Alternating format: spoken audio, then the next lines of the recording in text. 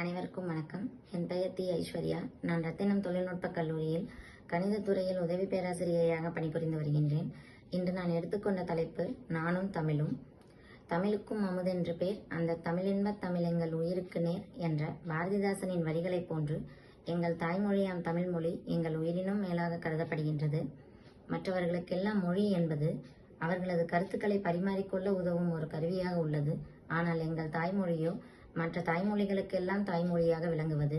இத்தகைய பெருமை மிக்க தமிழினத்தில் பிறப்பதற்கே நாம் பெரும் பாக்கியம் செய்திருக்க வேண்டும்.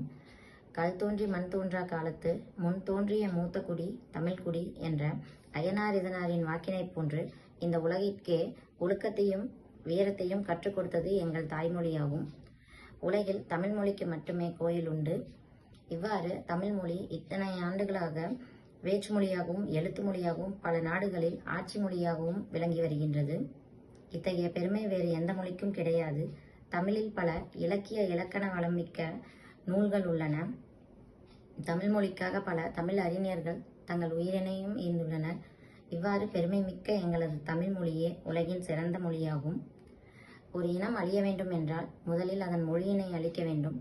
அந்த வகையில் நாம் முதலில் நம் தாய்மொழியின் பெருமையினை நம் அடுத்த தலைமுறையினருக்கும் கொண்டு சேர்த்தால் மட்டுமே நம் இனத்தினை பாதுகாக்க முடியும். என் வாழ்வில் தமிழ் மொழியானது சமுதாயத்தில் நான் பல சாதனைகளை புரிவதற்கு எனக்கு உறுதுணையாக இருந்துள்ளது. அதற்கு உதாரணமாக நான் ஒரு சில நிகழ்வுகளை எடுத்துக்கூற விரும்புகின்றேன்.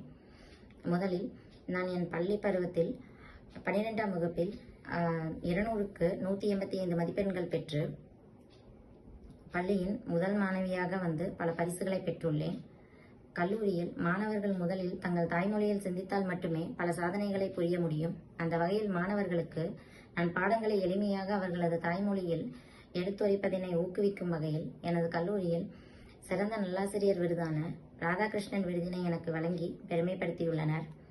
சமீபத்தில் வாகை தமிழ்ச்சங்கத்தில் மாண்புமிகு மகளிர் விருதினை நான் பெறுவதற்கு என் தாய்மொழியே எனக்கு உறுதுணையாக இருந்தது. தற்போது மத்திய அரசாங்கத்தின் சான்றிதழ் பாடப்பிரிவான NPTEL என்னும் தொழில்நுட்ப மேம்படுத்தப்பட்ட கற்றல் தேசிய திட்டம் என்னும் சான்றிதழ் பிரிவில் நான் மொழிபெயர்ப்பாளராக தேர்வு செய்யப்பட்டுள்ளேன்.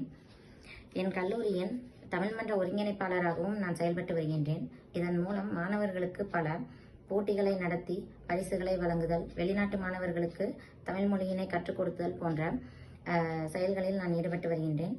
இவ்வாறு தாய்மொழியான தமிழ் மொழியானது எனக்கு பல வகையிலும் உறுதுணையாக இருந்து வந்துள்ளது. வாய்ப்பளித்தமைக்கு நன்றி கூறி விடைபெறுகின்றேன். நன்றி, வணக்கம்.